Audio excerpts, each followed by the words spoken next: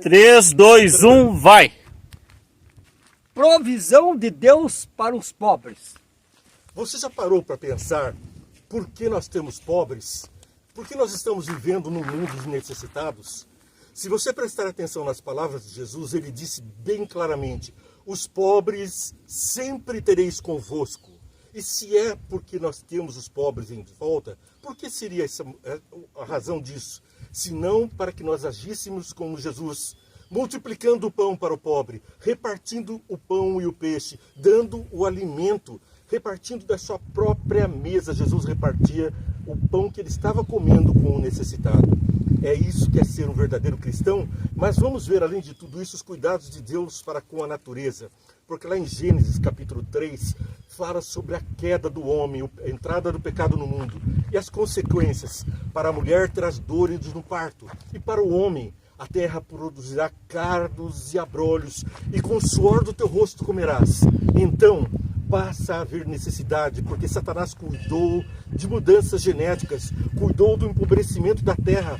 Maus hábitos, más lidas com a terra, fizeram a terra se empobrecer, e os alimentos já não nutrem como quando do Éden, onde Deus fez um jardim e pôs o melhor da terra para que Adão pudesse comer de todo o fruto que desse semente. Agora temos pobres. Como agir então com uma terra desfalcada, que tanto se fala sobre a natureza e sobre a questão da fome no mundo? Durante 6 anos você semeará a sua terra e recolherá os seus frutos. Porém, no 7º ano, deixe a terra descansar e não a cultive, para que os pobres do seu povo achem o que comer e os animais do campo comam do que sobrar. Faça o mesmo com a sua vinha e com o seu olival. Êxodo 23, capítulo 10 e 11, 23, versos 10 e 11. Que maravilha de mensagem cuidando da natureza, portanto. Vamos adiante para ver o que mais Deus tem a nos dizer. Levítico 23, versículo 22. Quando fizerem a colheita na terra de vocês, não colham até as beiradas do seu campo, nem recolham as espigas que cairão durante a colheita. Deixem essas espigas para os pobres, para os estrangeiros. Eu sou o Senhor, o Deus de vocês. Você se lembra da história de Ruth, de Boaz?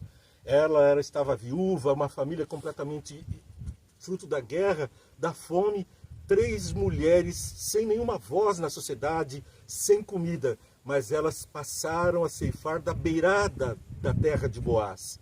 Dali Deus providenciou a descendência do próprio Jesus na terra. Ali Boaz acaba se casando e criando uma geração após geração até chegar a Jesus e em mim e em você, pessoas que se alimentaram na pobreza das espigas que estavam nos cantos. E também no sábado Jesus passeava com os discípulos, eles só pegaram do trigo e comeram e foram criticados por isso. Mas eles estavam fazendo o que estava nos mandamentos, porque estavam comendo da beirada do caminho e não estavam acumulando, não estavam se enriquecendo, estavam saciando uma necessidade, o alimento. E depois falaram, você não jejua.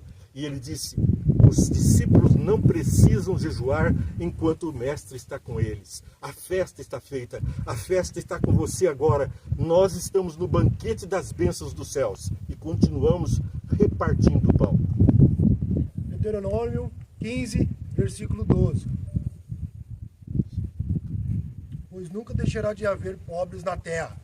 Por isso eu te ordeno, livremente, abrirás as mãos para o teu irmão, para o necessitado, para o que o pobre na tua terra. Salmo 82, 13 e 4. Fazei justiça ao fraco e ao órfão, procedei retamente para com o aflito e o desamparado. Socorrei o fraco e o necessitado, tirai-os das mãos dos ímpios.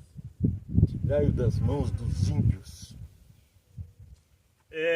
Provérbios capítulo 22, versículo 16 nos relata: quem enriquece à custa dos pobres ou dando presentes aos ricos, acabará ficando pobre. E vimos em Provérbios 28, 27 também. O que dá ao pobre não terá falta, mas o que dele se esconde os olhos será cumulado de maldições. Então veja bem, quem dá ao rico empobrece, mas quem dá ao pobre recebe provisões de Deus. Quem nega o olhar ao pobre, foge de fazer a caridade, maldições dos céus. Ai dos que acumulam em celeiro, disse Jesus. Ai dos que acumulam roubando os pobres. Provérbios 29, 14. O rei que julga os pobres, conforme a verdade, firmará o seu trono para sempre. Bem-aventurado daquele que dá atenção ao desvalido. No dia do seu infortúnio, o Senhor o livrará. Salmos 41 é uma maravilha. É o complemento da nossa história, da nossa lição de hoje. Podemos compreender que durante a Idade Média, os pobres, os negros, os discriminados estavam passando necessidade por uma perseguição racial e também por uma perseguição aos pobres, justificada por um darwinismo social, onde os mais aptos, os mais ricos, aqueles que tinham melhores condições de saúde, deveriam prosperar à custa dos pobres. Isso foi a consequência de homens que abandonaram o conhecimento de Deus para seguir a crença de que nós evoluímos de seres inferiores. Assim, esses seres inferiores, para poder receber a mensagem dos céus, um negro precisaria casar com uma branca durante 7 vezes para que sua alma pudesse ser purificada e ele pudesse entrar na igreja. O pobre não poderia entrar. Judeus foram discriminados da mesma forma, mas isso não justifica discriminar os filhos de Deus. Somos todos nós filhos do mesmo Deus, feitos do mesmo barro. Adão, Eva, eu, você, viemos de Noé, de Adão, de Deus. Somos a digital de Deus num boneco de barro, o DNA de Adão, o DNA de Noé. E não há diferenças no nosso ser. Pode haver alguma diferença em nosso corpo, mas essas diferenças, algumas positivas para uns e negativas também para outros, pois que nenhum de nós tem só benefícios. Existem doenças que acometem uns, os ricos, com colesterol, diabetes, por comerem demais, concentrados, e os pobres com doenças da desnutrição. Todos sofrem porque alguns acumulam muito, enquanto outros passam necessidade. E você? O que você está fazendo com o que Deus lhe deu de bênção? Ai dos que acumulam em celeiros. Vê e entende. Vê e entende, um programa para você ver, curtir, assistir diariamente. Mas não esqueça de compartilhar. #Vê e entende.